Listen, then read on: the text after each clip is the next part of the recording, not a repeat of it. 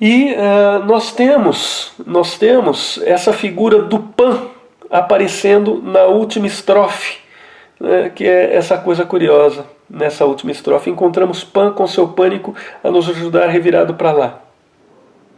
Pan é um dos deuses nos quais os gregos acreditavam. Ele era o filho de Hermes, mensageiro dos deuses. Podemos interpretar, talvez, que o Pan seria a maior das mensagens dos deuses. Esses deuses eram considerados forças da natureza pelos gregos.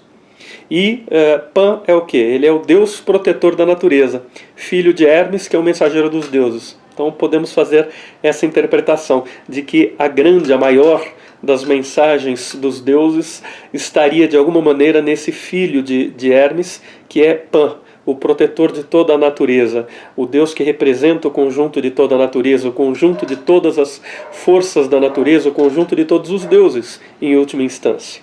O grande Pan. Mas também representa os mistérios assustadores da natureza. Nesse sentido, ele acaba sendo também o deus do pânico. O pânico seria o pânico provocado então pelo grito de Pan ouvido nas almas dos persas. Assim eles teriam se apavorado e corrido. Mas como é que o Pan aparece nessa história quando nós assumimos, digamos assim, o papel desses personagens aqui que estão buscando o nome plateia na história da guerra que a democracia venceu? Como é que aparece então para nós, né, a figura de Pan nessa história? É só dessa maneira? Eles contam a história falando disso? Contam a história falando disso, mas além disso, de falarem sobre o grito de Pan provocando o pânico nos persas, né, nós temos na história da época o caso de Filípides. Filípides correu como se tivesse asas nos pés. A razão pela qual nós falamos hoje de corridas de maratona está ligada a esse Filípides, e não só a ilha de Maratona, porque a ilha de Maratona por si só não é suficiente, tendo esse nome, para a gente associá-la a corridas de longa distância. Né? Ela está associada à corrida de longa distância por causa do Filípides. Filípides se tornou um grande herói para os atenienses. O que ele fez? Qual foi o seu heroísmo? Quem era Filípides? Filípides era um corredor, um campeão de corridas nas Olimpíadas. Um campeão de corridas de longa distância nas Olimpíadas. E ele veio de origem humilde, né? E foi convocado naquele momento, depois da vitória em Maratona, para cumprir uma missão importantíssima, fundamental para os atenienses. Porque havia o seguinte plano estabelecido com outros guerreiros atenienses que ficaram lá em Atenas, que não foram para a ilha de Maratona. Se os navios persas aparecessem no horizonte, chegando para atacarem a cidade de Atenas, deveria-se entender que a batalha de Maratona foi uma derrota para os atenienses. Então aqueles que estavam na cidade de Atenas, protegendo os velhos, as crianças e as mulheres, deveriam abandonar a cidade. Deixar a cidade ser invadida e destruída pelos persas para salvarem, né, ao invés disso, as mulheres, as crianças e os idosos, levando-os para as montanhas. Esse era o combinado. Mas aconteceu aquilo que nunca se imaginaria, porque era um ataque suicida esse dos atenienses contra os persas. E o que aconteceu foi que eles venceram. Eles venceram a batalha de Maratona contra os persas. Mas os persas, mesmo assim, se voltaram nos navios e foram indo em direção a Atenas para atacar. Eles precisavam avisar os atenienses, que estavam lá em Atenas ainda, para resistirem aos persas, enquanto os soldados estavam voltando da ilha de Maratona. E os soldados iam demorar para voltar. iam demorar para voltar porque estavam cansados e feridos. Então eles mandaram esse campeão de corrida que estava lá, o Filípides, com a missão de avisar quem estava em Atenas para resistirem. Porque agora, com a vitória deles, eles conseguiriam que os aliados viessem para socorrê-los, e eles próprios estavam chegando para ajudar na luta ali na cidade. Então era para eles não abandonarem a cidade. O Filípides foi correndo para avisar e correu. Filípides correu como se tivesse asas nos pés. É o Deus da velocidade, da interpretação e dos enigmas. Correu sem descanso, sem dormir, sem comer, sem beber. Correu e naquela respiração, né? Na corrida, provavelmente houve uma alteração na oxigenação do seu cérebro, porque ele teve visões. Ele começou a ter visões com o deus Pan falando com ele. Bom, na verdade aqui eu preciso fazer uma correção, porque a gente sabe que o Filípides correu feito um louco, mas ele correu feito um louco 2 vezes. Uma vez foi para pedir socorro em nome dos atenienses para os espartanos, tentando pedir que os espartanos viessem em auxílio dos atenienses, e os espartanos não vieram. E nós já temos o Filípides tendo visões com o deus Pan. Então eu não tenho certeza se eu posso afirmar que ele teve visões com o deus Pan também quando ele se dirigiu a Atenas, na sua segunda corrida, que foi a última da sua vida. Ele morreu depois dessa corrida. Mas é possível que haja diferentes versões a respeito disso. Eu realmente não me lembro dos relatos que eu li a respeito, que fazem a narrativa do que aconteceu misturada com o mito. Eu não me lembro muito bem do que eu li a respeito, como é que era. Se as visões aconteciam na corrida para Atenas ou aconteciam só antes na corrida para Esparta para pedir socorro. É possível que seja nas 2 ocasiões, mas eu não me lembro muito bem. O deus Pan, nessas visões, lhe dizia que não só havia ajudado os atenienses, como iria ajudá-lo a resistir e conseguir correr até Atenas e chegar lá a tempo para conseguir avisar que era para eles resistirem. E foi o que aconteceu. Filípides chegou, gritando Nike, Nike, Nike, que quer dizer vitória em grego. Chegou e caiu e disse umas poucas coisas antes de morrer, de tanto que havia corrido. Estourou os pulmões, nós poderíamos dizer.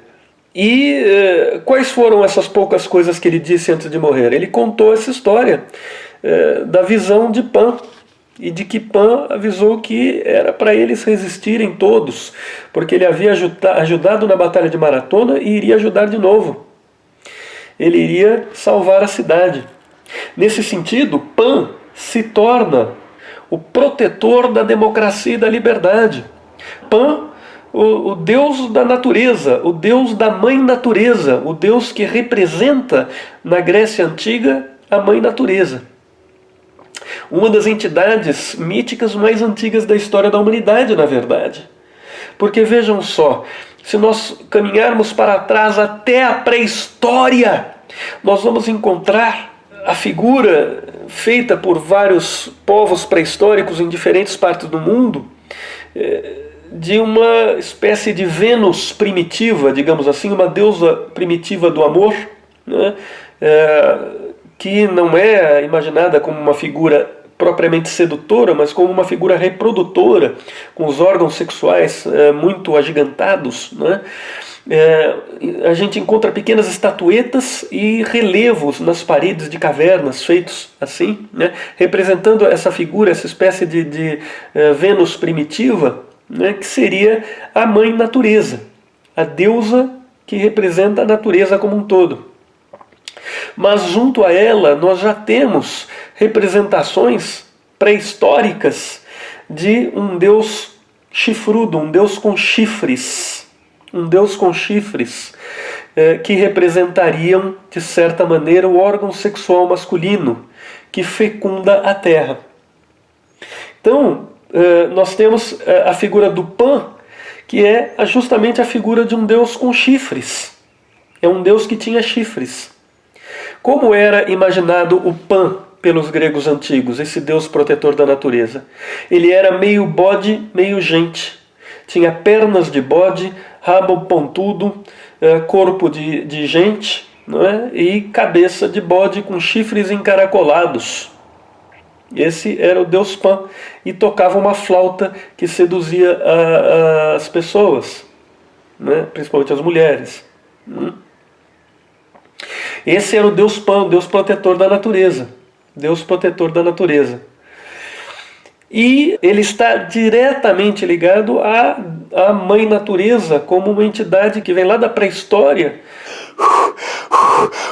protetora da natureza também, como o grande fertilizador, digamos assim, da Mãe Natureza. Os chifres de Pan, aqueles chifres encaracolados, quando pensados separadamente, são um símbolo da fertilidade. Nós chamamos de cornucópia esse símbolo. É um símbolo de fertilidade e de riqueza, de produtividade. A cornucópia, o chifre encaracolado, é o chifre de Pan. Esses deuses de chifres, em que os chifres representam o órgão sexual masculino que fecunda a mãe natureza, estão entre os deuses mais antigos da história da humanidade. E na Grécia Antiga, né, eles acabam se apresentando na figura de Deus Pan, que se revela protetor da democracia, da primeira democracia da história da humanidade. Vejam só. Bom, esse mito sobre Pan, que os gregos agregaram à história da democracia, cria uma conexão entre democracia, natureza e o feminino, de um modo geral. Isso é bastante interessante. Nós podemos, talvez, pensar em associações ou conexões entre isso e as sociedades de perfil mais matriarcal, menos patriarcalista, né, na Antiguidade, em que, ao que tudo indica, havia uma liberdade muito maior, uma igualdade muito maior. Nós temos algumas sociedades assim, cujos restos, pelo menos juridicamente falando, resquícios ou indícios ou referências de leis apontam direções como essa, né, de algo mais igualitário, de liberdade. Bom, na Mesopotâmia, milênios antes de Cristo, nós temos registros de duas possíveis sociedades matriarcais, ou pelo menos muito mais marcadas pelo matriarcalismo do que as sociedades posteriores, né, que vieram depois. Seriam a sociedade de Urukagina e Lipit Ishtar. Temos o Código de Urukagina em 2350 a.C. e o Código de Lipit Ishtar, que não tem uma datação muito precisa feita pelos arqueólogos, mas está entre 2112 a.C. e 2025 a.C. O Código de Urukagina é um código de leis, que se colocava contra todo excesso de poder, todo abuso de poder. Então protegia os cidadãos contra abusos de poder dos sacerdotes, das lideranças, e demonstrava uma porção de posicionamentos bastante igualitaristas. Nós não temos um registro direto desse código, não temos restos que sobraram desse código para nós examinarmos, nós só temos registros indiretos, registros escritos de outros povos na época falando sobre o Código de Urukagina. E temos o Código de Lipit Ishtar, né, como eu disse, de entre 2112 e 2025 a.C., né, que é um código de leis em que havia um estado intervencionista que intervinha na economia buscando a igualdade, o igualitarismo, uma espécie talvez de proposta de tipo comunista. É preciso verificar se não havia em Lipit Ishtar uma desigualdade provocada justamente por essa concentração de poder do Estado, não é? Porque nós temos sempre, quando acontece isso, essa formação de uma classe, que é a classe burocrática, a classe dos burocratas, que acaba exercendo um papel opressor também. Mas no caso de Lipit Ishtar, parece que havia uma preocupação bastante grande no sentido de reduzir a pobreza por meio dessas intervenções do Estado na economia. E é interessante notar que no código de Lipit Ishtar existem menções a Ishtar, que é uma deusa da Mesopotâmia, no começo e no final desse código. Ishtar é uma deusa protetora de todas as mulheres, é uma deusa que representa o feminino de um modo geral. E isso entrou no título do código, né? Lipit Ishtar, né? Nome, não sei se da cidade ou se do rei que instaurou o código de Lipit Ishtar, né? Supondo que houvesse um rei, a liderança que instaurou isso, né? Então nós temos uma sociedade que é provavelmente bastante matriarcal. Mesmo que houvesse um rei, se ela é uma sociedade dirigida religiosamente para o culto de Ishtar, que é a deusa estrela, a deusa protetora de todas as mulheres em todas as suas formas, né?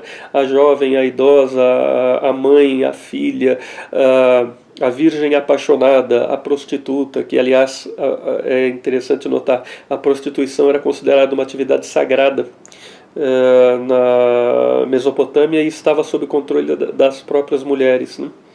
Mas enfim, no caso de Lipit Ishtar, nós temos um provável traço forte de matriarcalismo mesmo na liderança política, porque nós estamos falando de sociedades que eram teocráticas, em que a religiosidade tinha uma forte interferência na política, e aqui nós temos uma forte influência de uma deusa que representa todas as mulheres. Então é de se supor que houvesse realmente maior igualitarismo, como nas sociedades matriarcais da antiguidade de um modo geral, né?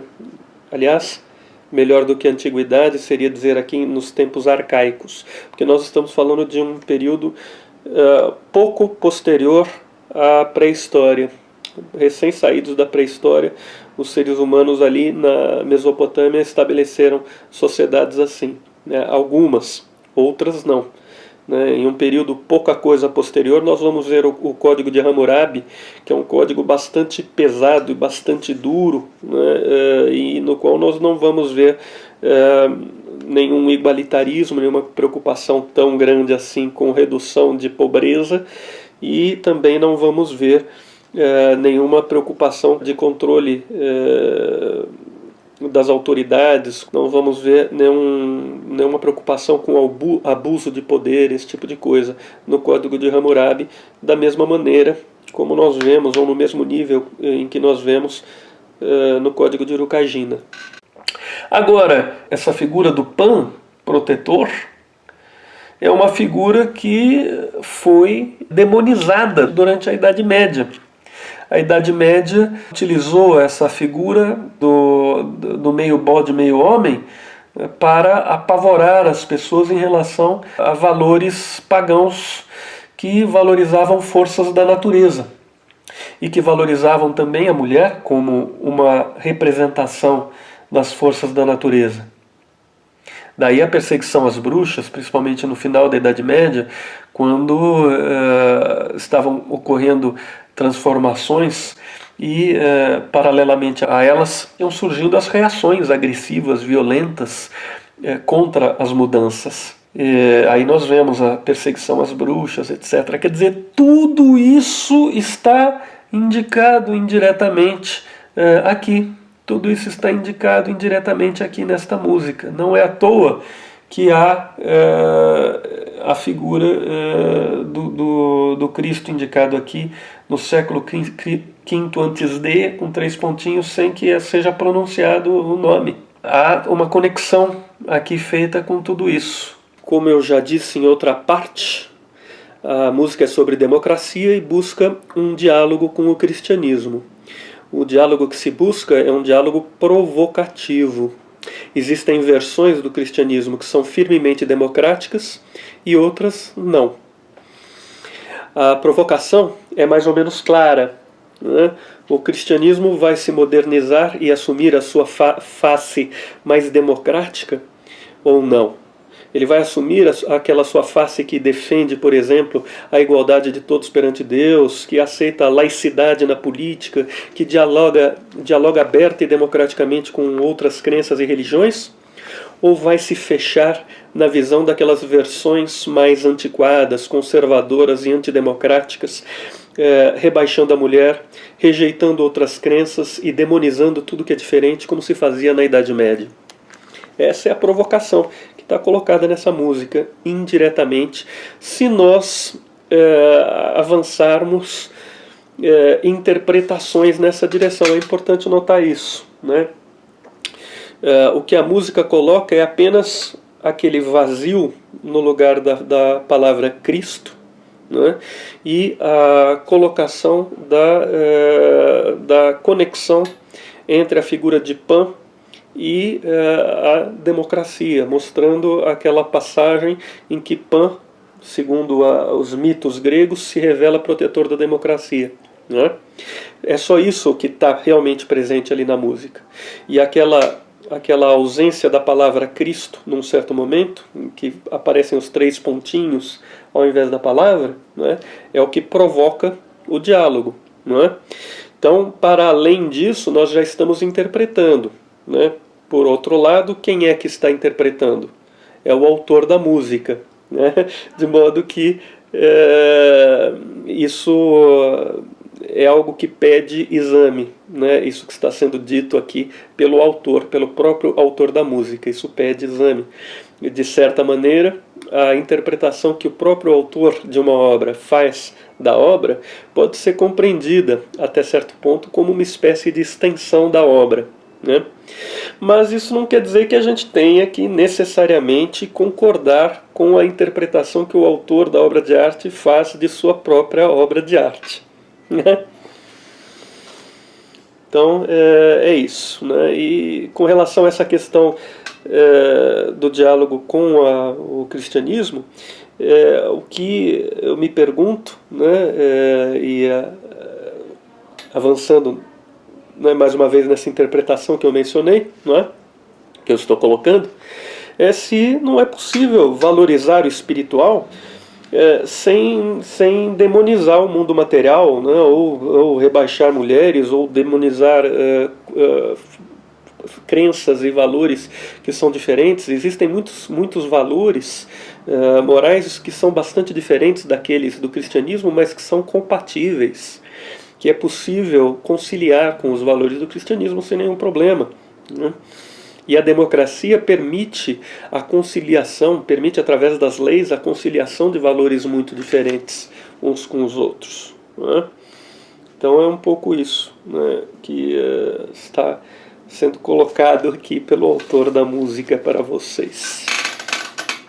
Aí nós deixamos para interpretações e análises de pessoas que tenham sentido curiosidade, tenham ficado interessadas, ou que queiram rebater, talvez, aquilo que eu já estou avançando agora, já do campo do entendimento para o campo da interpretação, né? Eu já comecei a avançar para o terreno da interpretação, porque isso não está na música. Na música apenas está colocado, na letra da música está apenas colocado Pan aparecendo com seu pânico a ajudar os atenienses na guerra contra os persas, né? Guerra em que foi salva a democracia, a primeira democracia da história da humanidade, né? Mas para além disso, o que nós temos já é um avanço meu para o campo da interpretação da minha própria letra e da minha própria música. Outros poderiam arriscar interpretações em outra direção? Sim, podem, claro, né? É claro que, por outro lado, nós precisamos, enquanto isso é possível, enquanto a pessoa está viva, né? Perguntar à pessoa que fez, né? Não que estejam proibidas outras interpretações, afinal é uma obra de arte, é algo poético, é aberto a interpretações, né? Mas nós temos interpretações e interpretações, né? E temos muitos critérios possíveis de interpretação. Um dos critérios mais utilizados para se interpretar uma coisa é perguntar à pessoa que fez, né, qual foi a intenção do Criador. A intenção do Criador. Mas não é o único critério possível, nem é necessariamente o melhor. O importante é que tenhamos critérios, deixemos bem claros os nossos critérios de interpretação para que possamos colocar as coisas em debate, né? Então, essa é a questão, né? C'est fini, era o que eu tinha a dizer a respeito dessa minha música, né?